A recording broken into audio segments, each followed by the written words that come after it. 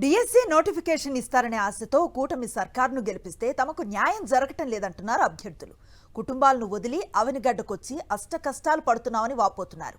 అర్థాకలితో ఆలమటిస్తూ పస్తులుంటూ ఎదురు చూస్తున్నా సర్కార్ పట్టించుకోవటం లేదని ఆవేదన వ్యక్తం చేశారు. నెలలు గడుస్తున్నాయి తప్ప ప్రభుత్వంలో చలనం లేదని మండిపడుతున్నారు.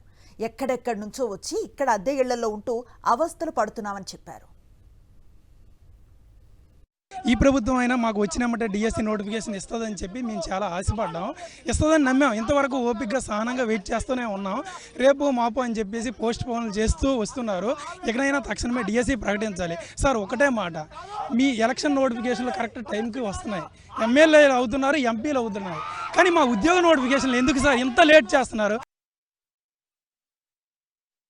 క్యాలెండర్లు డేట్లు అయితే మారుతున్నాయి, నోటిఫికేషన్ లేదు, ఏమీ లేదు. వచ్చినట్టు ఇక్కడ కూర్చొని టెస్ట్ వేయడం మళ్ళీ వెళ్ళిపోడు.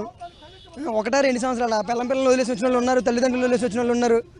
ఇంటికాడ బాగా ఇలా రావడం, మళ్ళీ ఒక 1 నెల ఉండడం, డిఎస్ని చూడడం, క్యాలెండర్ ముందర పెట్టుకోవడం, డేట్లు చూడడం, వెళ్ళిపోవడం. ప్రతి సంవత్సరం క్యాలెండర్లు మారుతున్నాయి, క్యాలెండర్లో నెలలు మారుతున్నాయి, డేట్లు మారుతున్నాయి. ఒకటి నోటిఫికేషన్ ఇస్తానండం, ఆంధ్రప్రదేశ్ ధర్నాలు చేయడం, మళ్ళీ వెనక్కి వెళ్ళిపోవడం, మళ్ళీ ఇంక ఇది రిపీట్ అవుతుంది తప్ప నోటిఫికేషన్ లేదు, ఏమీ లేదు. సంవత్సరాలు లేక 1-2 సంవత్సరాలు అంటే ఉంటామండి. ఎక్కడ ఉంటాం ఇలాగా?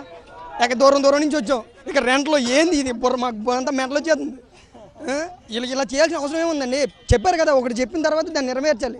ఆ సంవత్సరం కాకపోతే ఇప్పుడు గవర్నమెంట్కి కొన్ని ఉంటాయి, రిస్ట్రిక్షన్స్ అన్నీ ఉంటాయి, దాన్ని పక్కన పెట్టుకొని ఇప్పుడు మేము ఓటేస్తేనే కదండి మీరు అందరూ గెలిచింది. మేము లేకపోతే మీరు ఎక్కడి వరకు ప్రభుత్వం ఎక్కడ ఉంది? మేము ఉంటేనే కదా మీరు అందరూ ఉన్నది.